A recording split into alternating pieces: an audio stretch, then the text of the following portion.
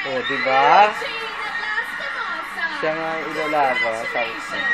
To crown this year's winner, Miss Universe 2013 third runner-up Ariela Arida and Miss Universe 2013 Gabriela Isler. PLDT Home DSL, providing us with strong, limitless, family-sized connection. PLDT Home DSL.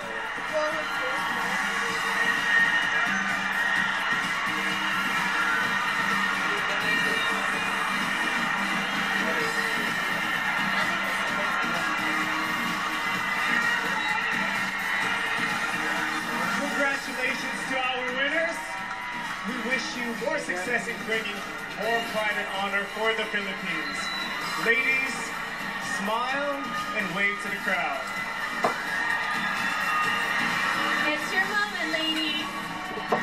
Good night, everyone, and thank you so much for joining us. It's been a wonderful evening. And to our new 5 queens, we know that you will make us proud.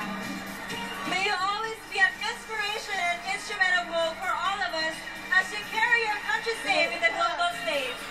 Miss Universe 2014 will be aired only here on ABS-CBN. So please watch out for that. Magandang gabi po. At maraming salamat ho sa lahat ng patuloy na sumusuporta sa Binibining Pilipinas hanggang sa susunod na taon po. We hope you all enjoyed the evening. Kaya naman sabay-sabay nating sabihin ang Philippines!